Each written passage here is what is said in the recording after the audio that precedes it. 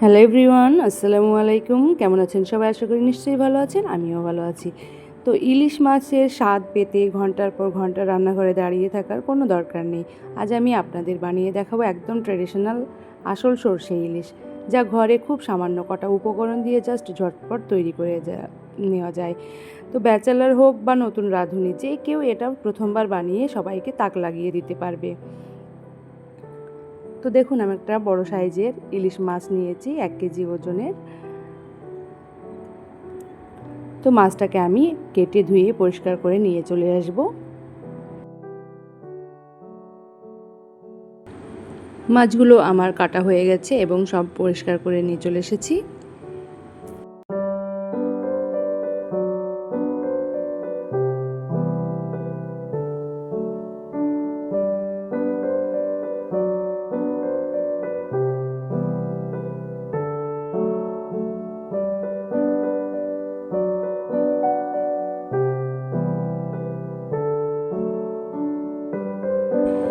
মাছগুলোর মধ্যে আমি লবণ আর হলুদ মাখিয়ে নেব।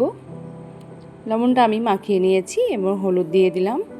ভালো করে হাত দিয়ে মাখিয়ে নেব।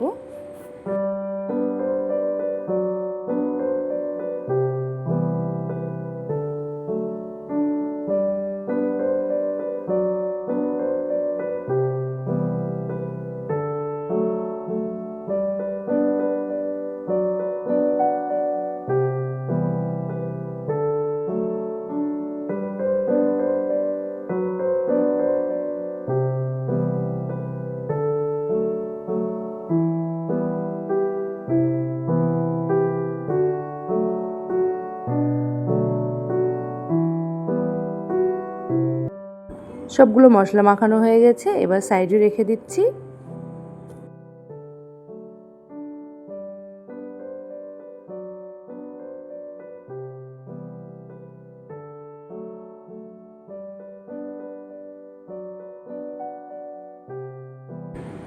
তো একটা মশলা আমি রেডি করব। তো মশলার মধ্যে আমি শুধু নিয়েছি কাঁচা লঙ্কা আর সর্ষে, আর 1 চামচের মতো আমি লবণ নিয়েছি। এটা পেস্ট করার সময় অবশ্যই লবণটা দিয়ে পেস্ট করবেন, না হলে সর্ষের যে একটা তিতো ভাব সেটা থাকবে। তো সর্ষেটার ওপরে যদি লবণ দেওয়া হয় তো সর্ষেটা আর তিতো লাগবে না।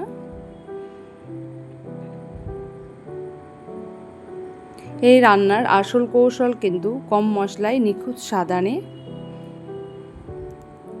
তো ভালো করে আমি স্ট্রেনারের সাহায্যে ভালো করে এটাকে ছেঁকে নেব।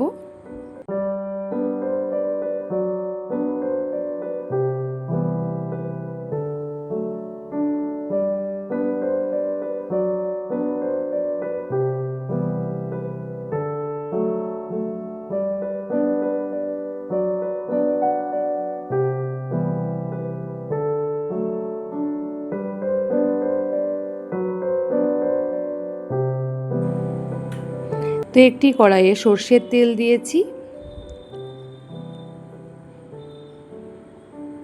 সর্ষের তেলটা একটু আমি বেশি পরিমাণে দিলাম। তারপরে দিয়েছি ফোড়নে আমি কালো জিরে দিয়েছি, আর কাঁচা লঙ্কা দিয়ে দেব। কাঁচা লঙ্কাগুলো আমি চিড়ে দিয়েছি।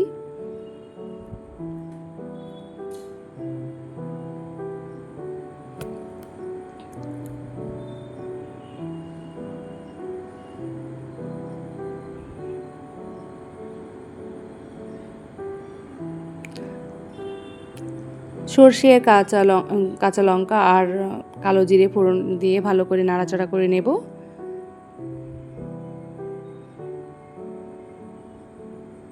তেলের যে একটা কাঁচা গন্ধ, সেই কাঁচা গন্ধটা একদমই থাকবে না। এবার দিয়ে দেব হলুদ গুঁড়ো আর কাশ্মীরি লঙ্কা গুঁড়ো।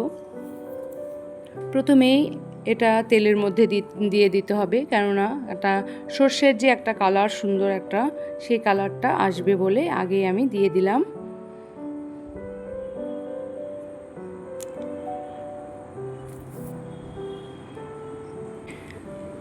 শুকনো হলুদ আর লঙ্কা গুঁড়োর একটা কাঁচা গন্ধ চলে যাবে, সেজন্য একটু ভালো করে নাড়াচাড়া করে নিতে হবে। এবার ফুটে উঠলে সামান্য জল দিয়ে দেব।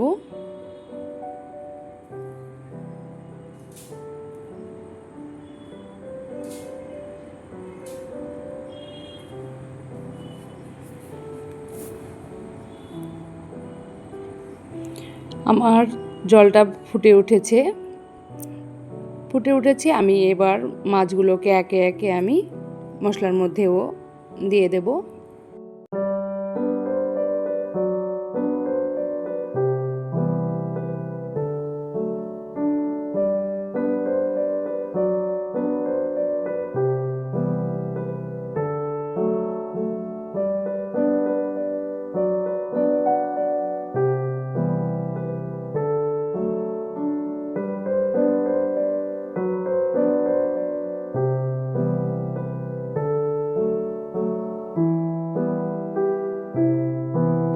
এবার আমি সর্ষে বাটাটা, যেটা কাঁচা লঙ্কা সর্ষে বাটা বেটেছিলাম, সেটা আমি দিয়ে দিলাম।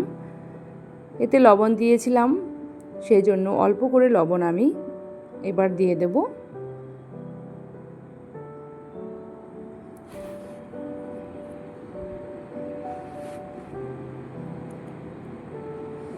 তো হালকা হাতে নাড়তে হবে যেন মাছগুলো ভেঙে না যায়। ইলিশ মাছ কিন্তু একদমই নরম হয়, আপনারা সাবধানে নাড়াচাড়া করবেন। অল্প সময়ের জন্য আমি একটু ঢাকা রেখে দিলাম।